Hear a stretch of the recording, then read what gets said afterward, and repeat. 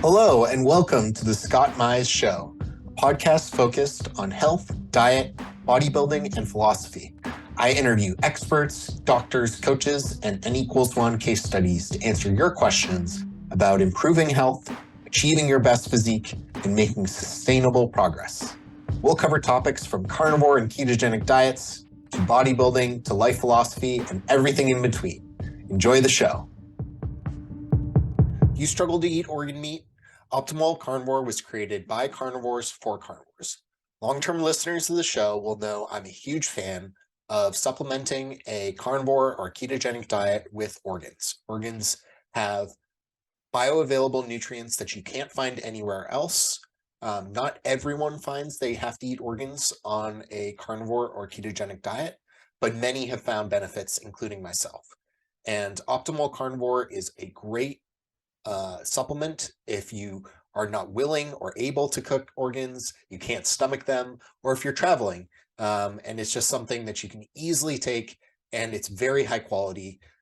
Their organ complex is from grass-fed animals in New Zealand. It includes 9 different organs. They also have a beef liver product, a brain nourish product, all of which I've tried and used regularly. Taking 6 capsules is the same as eating an ounce of raw organ meat from the butcher. So super easy. And you can get 10% off your order and other special deals by going to optimalcarnivore.com/Scott. That's optimalcarnivore.com/Scott. And go there to help support the show and get your organ supplements. Matt Maruca is an expert in photobiology, the science that studies how light affects health, including metabolism, mental health, and sleep. He's the founder of RA Optics, which makes science-backed, premium, and stylish blue light blocking glasses. Matt has made a massive impact with his appearances on the Ben Greenfield podcast, Luke Storey's podcast, and the Weston A. Price Wise Traditions podcast. Welcome to the show, Matt. Thank you so much, Scott. I appreciate it. Thanks for having me. Yeah, and I think we'll have a lot to connect on. Longtime listeners of the show know I'm very passionate about sleep, doing everything possible to optimize sleep. And I think light is a massive pillar of that. So I'd love to start with just understanding, your background, how you got into this field, how you got interested in photobiology. Yeah, well, thanks for asking. So I got interested in this field because when I was younger, I had a variety of different health issues that I had, come across or just was born with, almost, you could say, gut issues, allergies, headaches. And it was pretty annoying, to be honest, because I was just a kid and, my friends didn't have the same challenges. So I just kind of had to accept it and that it was genetic and that I couldn't do anything. And I went to traditional medicine. They prescribed the different drugs that they normally prescribe. And I didn't see much improvement in the symptoms that I was experiencing. So after some time, I just kind of gave up. But then as I got into high school, I started researching diets and ways we can improve our health using diet, specifically because I had started getting really bad breakouts of acne, all over my skin, as is customary or common for many teenagers. But for me, I was not happy because I was worried about my appearance, as many people are in high school, right? Well, one of the cool things that I didn't expect was when I was reading about diets, I came across a term called epigenetics. And epigenetics is the science of how certain genes are expressed, turned on or off, based on certain environmental inputs. And what epigenetics implies is that you could completely change your physiology, your health, your life by modifying your certain factors in your environment and therefore modifying the expression of your genes. And I thought, well, that's pretty cool.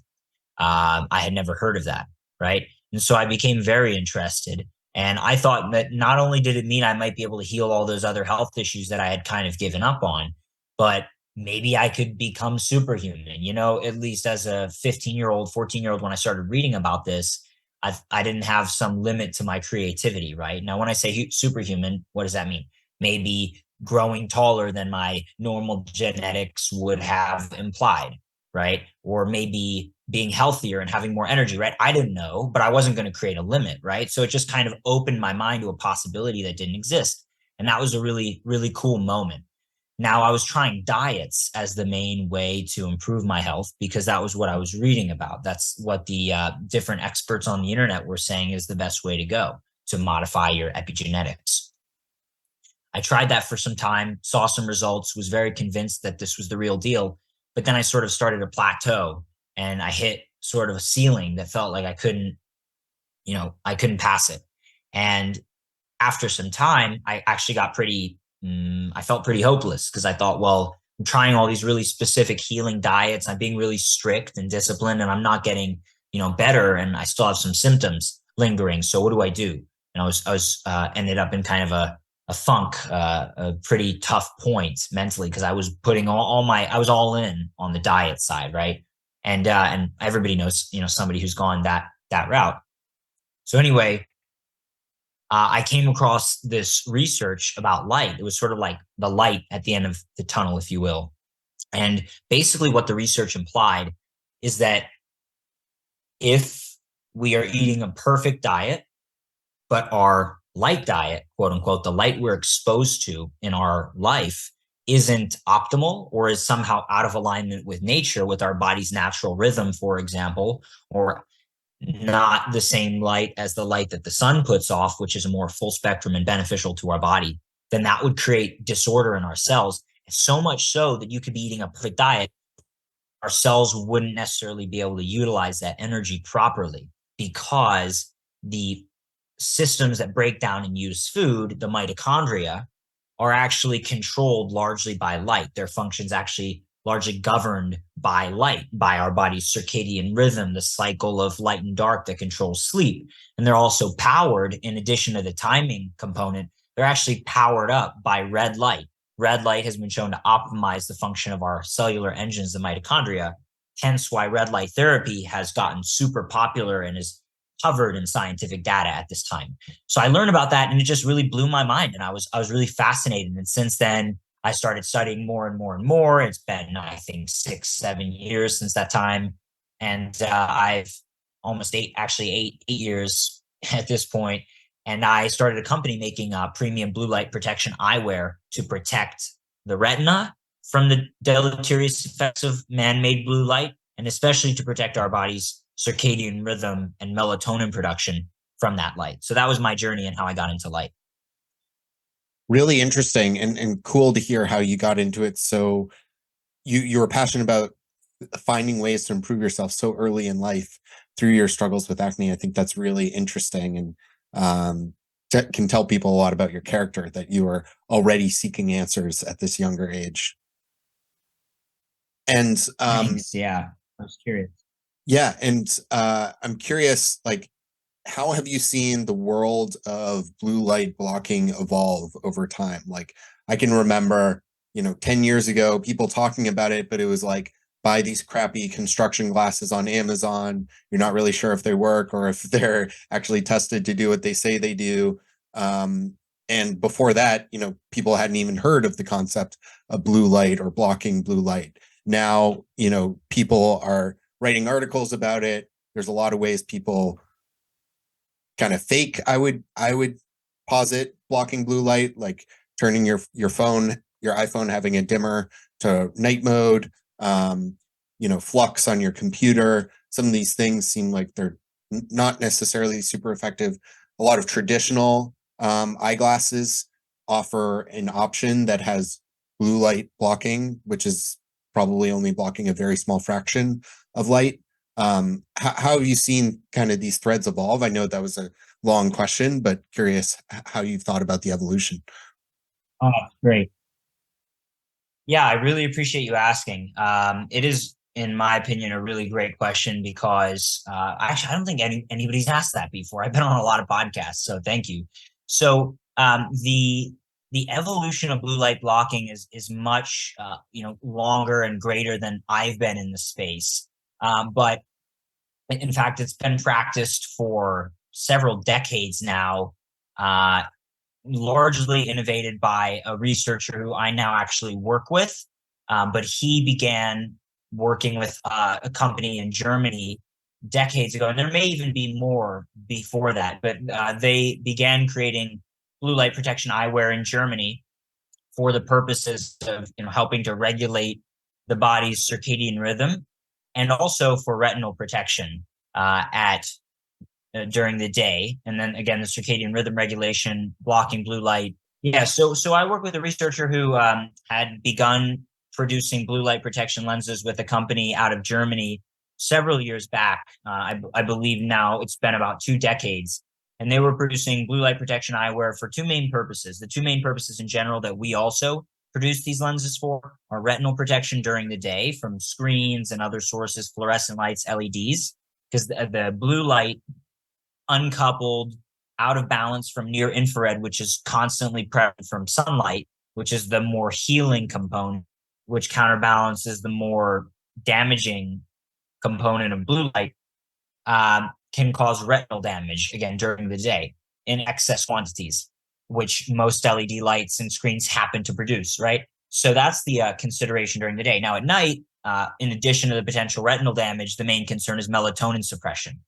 So anyway, what we do is produce lenses for both. Now, as far as the evolution, when I first got into the space, it was, as you said, Scott, there were people just recommending this as a beneficial measure for health.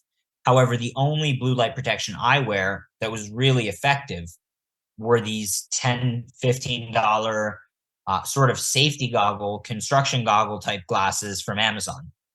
Some people had actually tested them and saw that they offered some meaningful protection. However, they were very ugly. They're like safety goggles, right?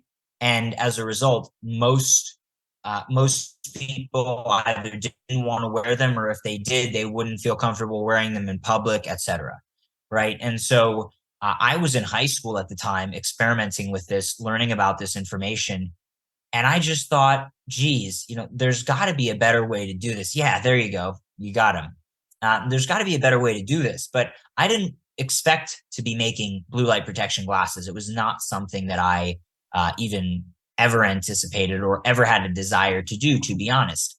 Another company came onto the scene called Carbon Shade at one point that was doing a Indiegogo Kickstarter campaign. They had raised some good money, and they were like, we're going to make premium blue blocking glasses. But in the end, they were still low quality. They did block a pretty solid spectrum based on others who had tested. At the time, I didn't even have the, $1,500 meter because I was in high school and I wasn't going to spend all my money on a light meter at that time. But they had been tested for efficacy. But the thing was, the frames were really low quality. They were really ugly glasses, right? So they didn't really take off. And also, they really weren't as focused on education about why this matters. It was more like, we see a niche, we want to build up, make a product, make some money. But the real work is in the bringing awareness, right? That's where the transformation's actually happening. So anyway, some other companies came on the scene. I started doing this because a guy, Luke Storey, the lifestylist podcaster, had actually asked me and a friend who went up to one of his events in New York City when I was living in Philly at the time, where I grew up. And he asked me and my buddy, where'd you guys get those glasses? And we had actually had them custom made by a company that did that with a specific tint that we knew would block the wavelengths of light. But it was a whole process, pretty expensive. You had to buy your own frame, send in the frame, get the right lenses, have them tinted. It was a whole process. And it was quite complicated. And there wasn't really an easy, automated, streamlined way to do it. We tried to connect him with that company, and it was such a pain that I ended up saying, you know what, I can do this actually for you, because I had learned about how to do the tinting myself. So my company actually began now about 6 years ago as a sort of custom tinting service within a niche, because it was much more complicated to do it through some company that existed, some optical company, than for me to just offer it as a specific service, right? And it was also complicated for people to do this tinting themselves, because they had to go out and buy all the materials. And once, twice, 2 times, maybe, right? So they would actually be losing money or breaking, let's say, spend it. It wasn't really a good investment, let's say, right, for all this stuff. So I offered it, and it was a much better, let's say, deal for people. Now, that was, again, a long time ago. We've evolved quite a distance since then. But the core thing is that at the time, there was nothing that combined premium blue light protection lenses with really high quality frame. And that was what made raw optics different from the beginning. You could actually have the right protection.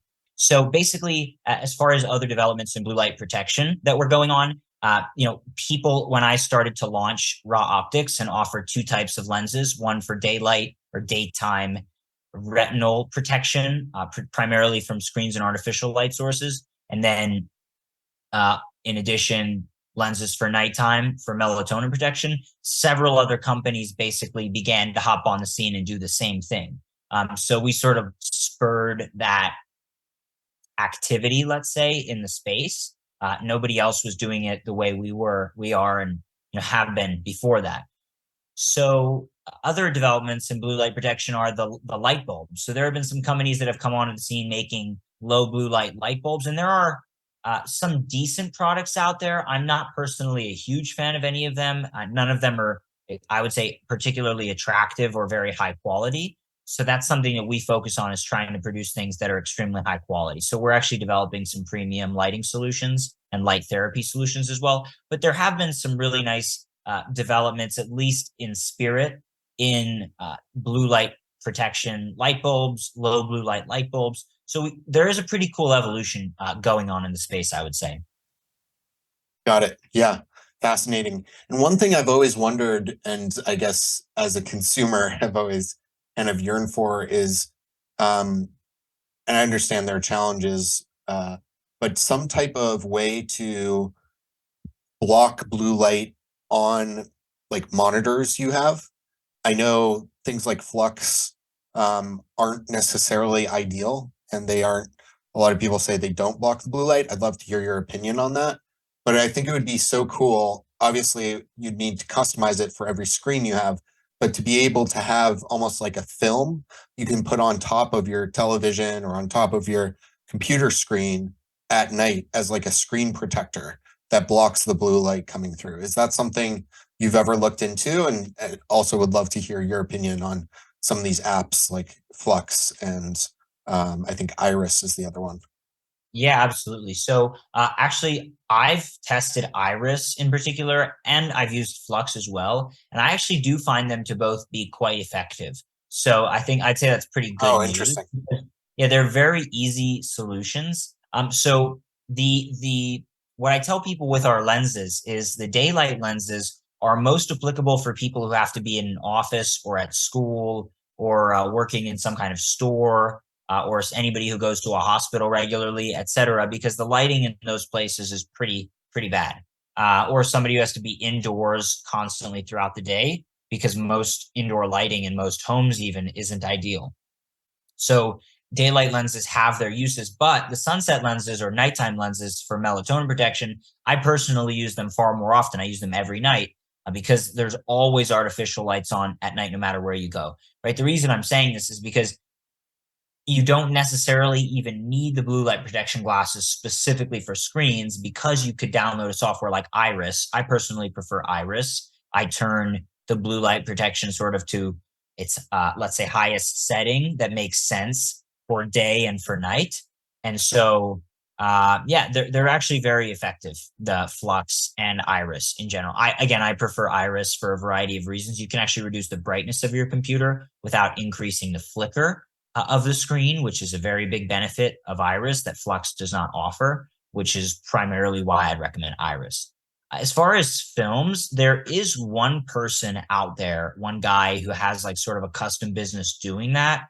I don't actually recall the name. I was just trying to think of it. If I can find it, I will send it over to you to add in the show notes. But there are people doing that.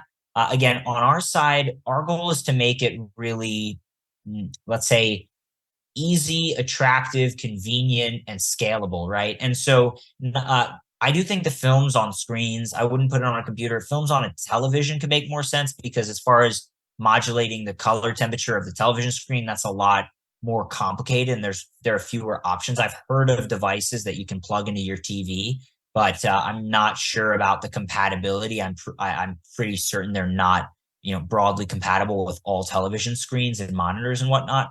So a physical filter would be an option, but again, it distorts the color so significantly if you want to actually see the color of your screen, which I'm a fan of, right? Like even though the screens, the LEDs are basically blue enriched, there's high quantities of blue light, which can be pretty detrimental to retinal health and sleep in particular. Um, I'm also in favor of people being able to watch a movie and having pretty good color rendering. So we're actually working constantly on improving the color rendering of our daylight lenses in particular. The sunset lenses for night, they're basically red. They're red orange, right? You put them on, there's really no color rendering happening because you're only really seeing orange and red, right? So at night, we don't really want to see color, generally speaking, because it means if you see color, this is what the scientist we work with says. If you see color, you're seeing generally too much light. There's more than you need because at night, in nature, there'd either be darkness or firelight, which is almost monochrome, kind of reddish, orangish yellow, like an amber color, right? So that is acceptable at night because it doesn't disrupt our circadian rhythm and melatonin production. Now, what I'm getting at is you can use our yellow daylight lenses as they are as a nighttime blue light protection option that is a little bit more mild than the red sunset lenses. And we're working constantly on improving the color rendering so that you could, for example, enjoy a soccer game or enjoy a movie in almost full color at night while still having a super significant, like we're talking 80% plus reduction in blue light, where you're not going to see all the color, but you could still have really strong relative color rendering, and color perception. And that's what our current lenses already do. But we're constantly working on optimizing and fine tuning that process. So I have calls with our team and manufacturer practically every week for these types of things. So anyway, that's basically the gist on when it comes to iris, flux, protection filters. If I can find the link, I'll send that to you. And then, blue light protection for, television and so on. Got it. Thanks. That's really interesting, Matt. And another question I was curious about is like blocking light and like the changing sunset and time zone changes as well. I this is very pertinent because one, it's staying light very late here where I live in New York now, and I just got back from a trip to California, where I was trying to keep kind of quasi East Coast hours. Um, does it make sense to try to block natural light if you're planning on going to bed within, say, an hour and a half to 2 hours? Does it make sense to put on blue light blockers, or is it not a problem because it's natural light? So if it's still light out and you're planning on going to bed relatively soon, does it still make sense to try to block the blue light if you're just outside, not with any fluorescent lights?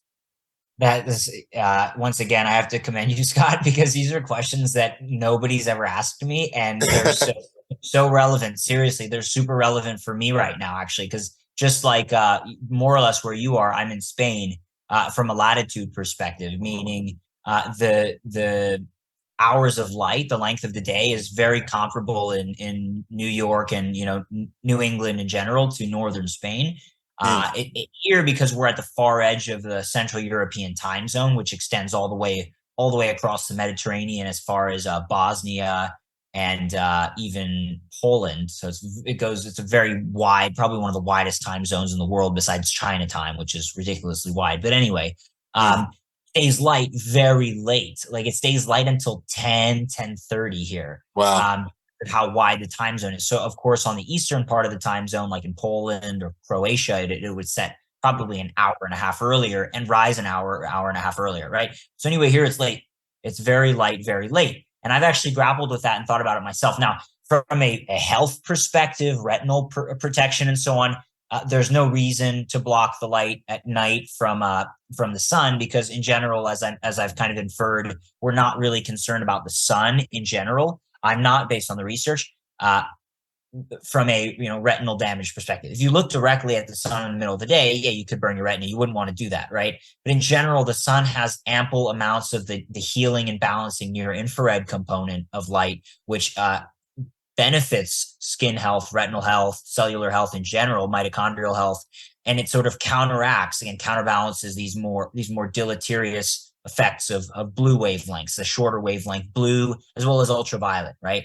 The real issue again with the artificial lights is that they have more blue and virtually no near infrared and red light as well. So now, when it comes to your question of blocking the light at night, so we wouldn't be doing it necessarily because the sun is bad. But yeah, if you wanted to stimulate sleep, I actually would personally block some of the light. So I've been toying with that recently because I'm getting up pretty early on a regular basis. I want to be up around 5 or 6 in the morning. Naturally, I don't want to have to use an alarm.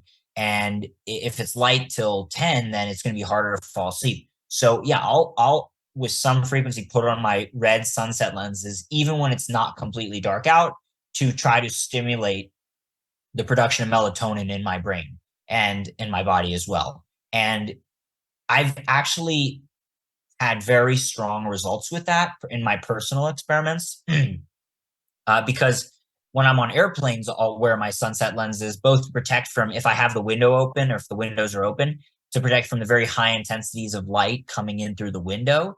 Uh, and because sometimes I want to sleep on the plane. And when I put on the red sunset lenses on a plane, I notice that I knock out very quickly. When I take them off, I all of a sudden get re-energized, right? So that's my own personal experimentation.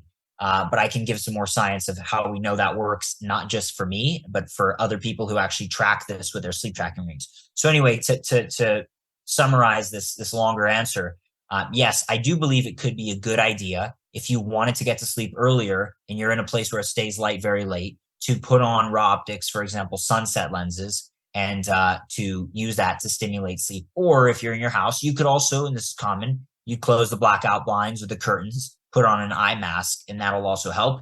But if you wanted to sort of prepare your brain in advance while you're still out doing things, you might consider putting on a pair of our daylight, or in particular for a stronger effect, sunset lenses, maybe 1 to 2 hours before bed. So if it's getting dark around 10, you might throw them on around, I would probably throw them on around 9. Just even an hour could have a Yeah. positive impact.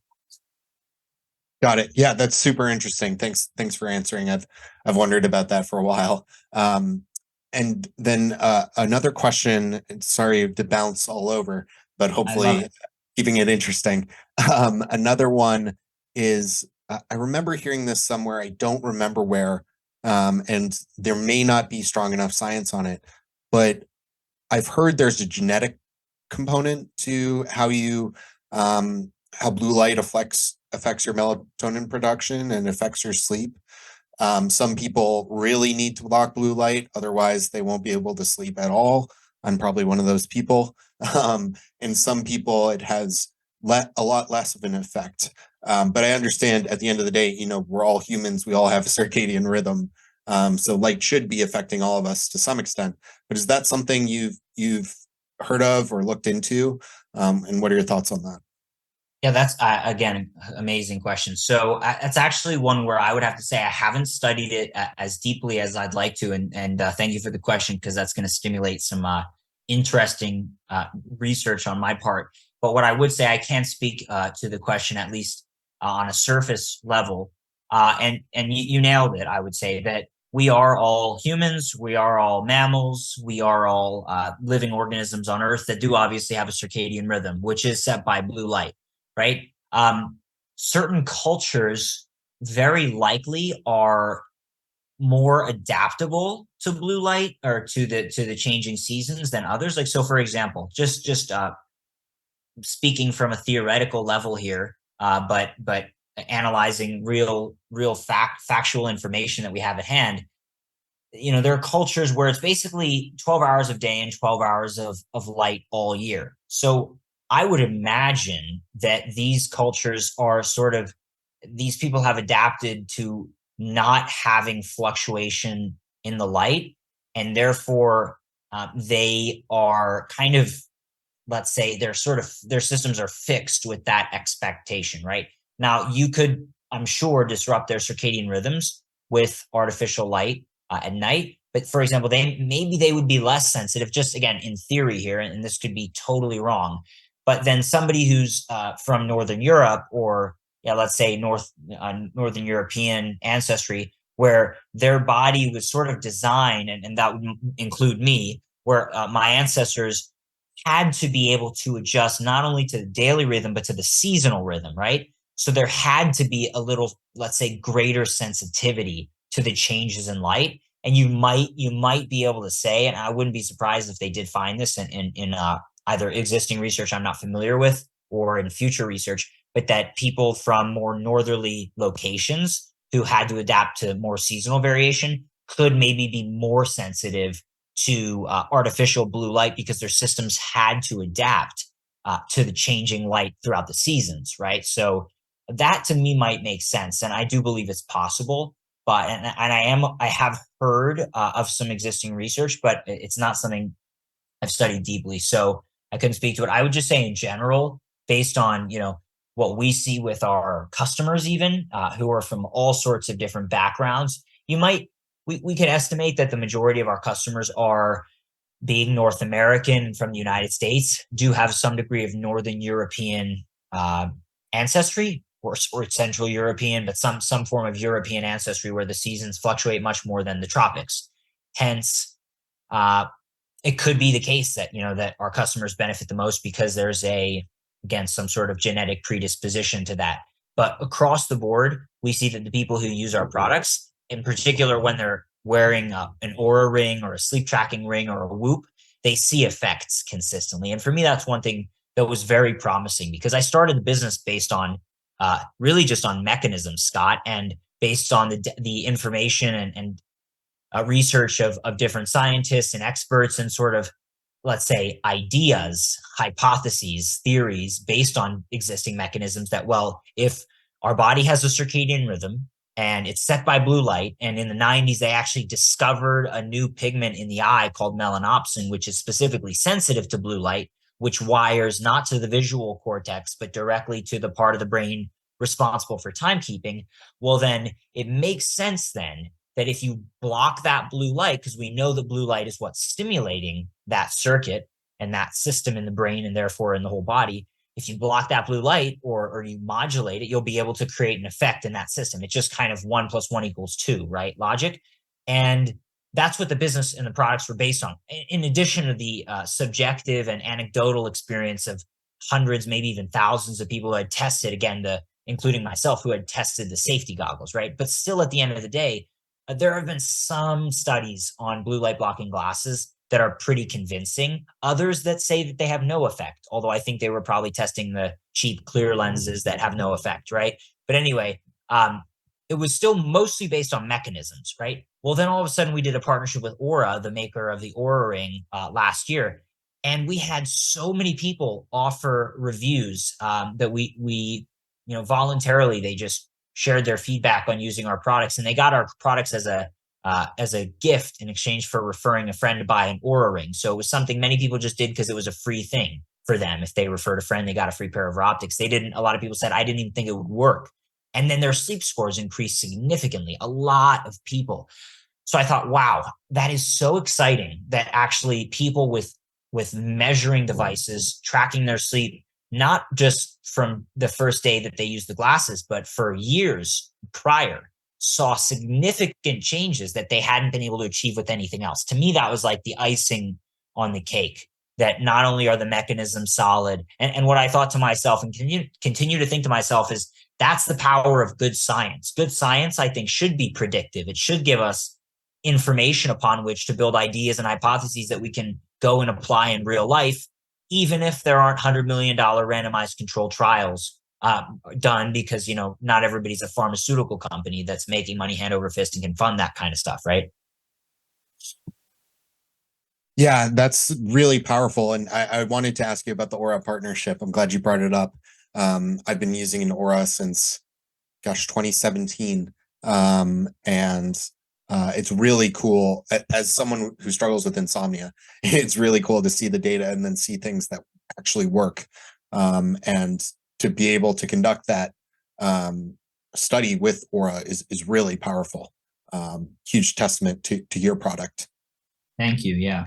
I wanted to close out with trying to give the listeners some practical tips on light and how they can think about it and how they can improve their sleep. obviously, I'll say it for you. Folks should definitely check out RA Optics, Raw Optics. I have a pair. I absolutely love them. I wear them every night. I think they're really fantastic and obviously science backed. What are some other things people should be thinking about or doing to try to optimize how they deal with sleep and light? Yeah, let's thank you. So thank you first of all for your kind words about the products. I'm glad you enjoy them. You know, where I'm a perfectionist, right? Which is a very challenging archetype to follow when you're running a company because nothing's ever perfect. However, it helps because I'm relentless about making our products as amazing as they can be and always better. So that's what really, let's say, keeps me up at night. And in the same time, at the same time, interestingly enough, it puts me to sleep at night because the glasses are effective, right? But so the metaphor doesn't exactly work, or it works in an interesting way in my case. But anyway, so there are five main steps. I have a protocol that I call the light diet. We actually have a course people can purchase if they want, called the Light Diet the Light Diet course, and that's on rawoptics.com. If people just search and Google the Light Diet course, it'll come up. However, I am looking to kind of update that, and so I could tell people to make it easy if you just want to get the core pieces. You know, again, I'm not interested in just doing this to make money. I just want to spread the information in the best way possible. People can search the Light Diet 101 blog, and that's actually, or an introduction, pardon me, an introduction to the light diet is the name of the blog, and that is something I wrote, and that has pretty much all the details I'll share here. Since even writing that, I've refined it and I continue to try to refine it. And rather than, try to put it in a book and then write it and then say, oh, it'll be published in a year, I just share as I go because I think the information is that important. And eventually, yeah, it'll all be in a book. But, for now, we're focused on creating the tools to make it really applicable. So, five key steps. Let's see. And I'll just run through these in a way that people can get the immediate takeaway action. So, the first step is actually taking care of your inner light. And that's something that we didn't touch on too much, but I learned through my experiences probably the most important factor for health because I had applied all this information about light and circadian rhythms and sunbathing that I'm about to share in the next four steps and meal timing. And I had felt a lot better than I did. And a lot of my symptoms of my health had improved significantly more than they had with diet alone. But mentally, I still spent a lot of time struggling and stressing and in my head and worrying. And that was taking a toll on my health. I would overwork myself and I would be not kind to myself, let's say, in certain ways. And there's always room for growth. I'm by no means perfect in this area. But I learned that if we live by the hormones of stress and we live in survival and we don't give ourselves time to get to be happy and calm and relaxed and out of survival and into a creative state, then we're just constantly going to be in that state, in that cycle of survival. It's like if you don't learn to get happy, you're just not going to be happy. Or if you don't learn how to get out of survival, you're just going to be in survival. And I spent a long time in that state. So cultivating your inner light could be take a meditation every day, following somebody like Dr. Joe Dispenza or Yogananda or some spiritual master or anyone, Ram Dass. There's so many resources out there about how to meditate or how to take care of yourself. Tai Chi, Qigong, you name it. It could be paddleboarding, surfing, it could be journaling. Whatever it is, I think it's a really important practice for people to have something like that, especially early in the day, in the early morning hours, even before sunrise. If we're really healthy and we go to sleep around 8 or 9 p.m., the body actually can wake up before sunrise naturally, which I believe is actually very good. That's the time that they would always practice their Tai Chi and Qigong in China and pranayama in India, because that's the time that's let's say the most effective for that based on the ancient perspective, right? So that's step one, and I highly encourage people kind of make time for themselves in that way. Two would be optimizing our circadian rhythm with the sunrise and the sunset. So getting out, watching morning sunlight for 10 to 15 minutes and evening sunlight for 10 to 15 minutes as close to sunrise and sunset as possible. Now, the cool thing is that I started talking about this 2018. I was following some really amazing experts who have been talking about this since 2005 or 2008, etc. And then now you have people like Dr. Andrew Huberman out of Stanford, who I imagine you're familiar with, who has just absolutely blown up the awareness of low angle light viewing, as he calls it, for circadian rhythm health, both at sunrise and sunset. And so huge shout out and kudos to Dr. Huberman for his work. I really appreciate, that he's brought such an awareness to this, especially from his let's say high position in the academic world, which people really look up to and respect, right? So that's the gist of it. Get out and get morning sunlight, and it's actually safe to look directly at the sun, but only for the first 10 to 20 minutes after coming above the horizon on a clean horizon. If it's over mountains or a house or trees, forget about it. Just look off to the side. Just let the light hit your eyes and your face, and it'll help set the rhythm. 10, 15 minutes is enough, morning and evening. And if it's cloudy, you can still do the same thing. Totally fine. And then number 3 would be actually getting out in sunbathing, especially in the spring and the summer. It's that time of year right now, right in the northern hemisphere, probably for most people listening to this. So that's a really advantageous thing we can do to actually help charge up our cells, build up our vitamin D level, and take advantage of the sun. It's very hard to make generalized recommendations about that. But what I can say is that people can focus on the mid to late morning and mid to late afternoon, but just being more careful in the midday, because there's more ultraviolet light, more potential for, let's say sunburning and damage to the skin as a result of how much stronger the sun is. So people can, have a little bit more flexibility in the mid-morning, the mid-afternoon, even when it's the summer.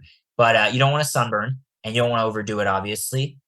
It's good to build up slowly, like even, on each side of the body, sunbathing, maybe 1 to 2 minutes per day on each side, and just building up, again, 1 to 2 minutes per day from there. And if you start getting burned or even too pink, then you could pause and kind of let your skin heal, and then start back up from where you were before, increase less like at a lesser rate, let's say.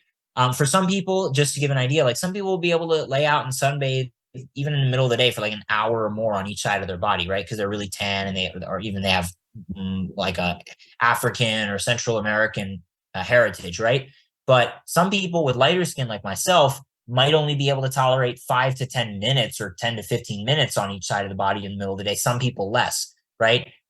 Or even in the mid morning when the sun's not quite as strong as the middle of the day. So it just varies so much. You have to use your intuition. Don't wear a bunch of sunscreen and sunglasses, which kind of upset the body's natural inbuilt protection mechanisms from the sun. And, if your body gets too hot or the light feels too bright, that's the time to get out of the sun. That's our inbuilt protection systems, right? So that would be number 3. Take advantage of sunbathing, but in moderation. There's evidence, really strong studies and evidence showing that people who avoid the sun completely actually have as much as double the risk of death from all diseases. It's called all-cause mortality, in a really large, lifelong Swedish study that was done on a cohort of several hundred Swedish women. They found that the women who actively avoided the sun had nearly double the risk of death from all diseases, all-cause mortality in the scientific world is the term, than the women who actively sought out the sun. That was a huge shock. I mean, there are several studies like that with this kind of shocking finding. It's a shock to the mainstream medical paradigm, right? Let's see. Step number 4, mitigating and protecting from blue light, artificial blue light. We spoke about how you can do that. You can use raw optics daylight lenses during the day when you're in an office or at school, sunset lenses at night. To help relax naturally, fall asleep easily, sleep more deeply, wake up with more energy, protect your melatonin, your cellular repair, etc. We have some of the top athletes in the world, the top goal scorer in the world named Erling Haaland, who's a friend of mine, who uses our products. All of his teammates at Manchester City, one of the top football clubs in the world, use our products. The number one woman, one of the number one women's soccer players in the world, voted as such by, the international governing body of football, basically. We have, I just learned Aaron Rodgers uses our glasses every night and loves them the other day. Oh, cool.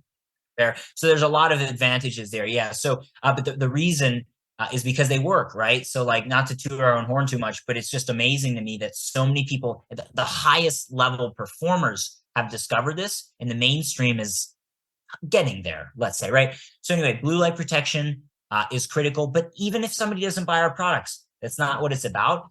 Even they could just start using candles at night in their house instead of all their bright lights. And that would be a great place to start to test out the model and see, does this work for me? But then if you go out and then you're out at a restaurant and you're eating late and you have all the bright lights and you only have candles at your house, and you say, well, this doesn't work for me. Well, you were out at a restaurant with bright lights, right? So you have to really apply it properly to see the results. So that would be number 4, is really mitigating the artificial light by either avoiding it or replacing your bulbs with the old school incandescent bulbs, if you can buy them, that aren't as bad as the LEDs. They're actually much better, almost optimal, depending on certain factors. But anyway, that's that. And then the last step, step 5, would be optimizing meal timing to support the circadian rhythm and sleep, because our body's metabolism, based on even traditional ancient Indian and Chinese medicine, is most active when the sun's the most active, around the middle of the day. That's when it would be ideal to consume the majority of our calories, so around lunchtime, right?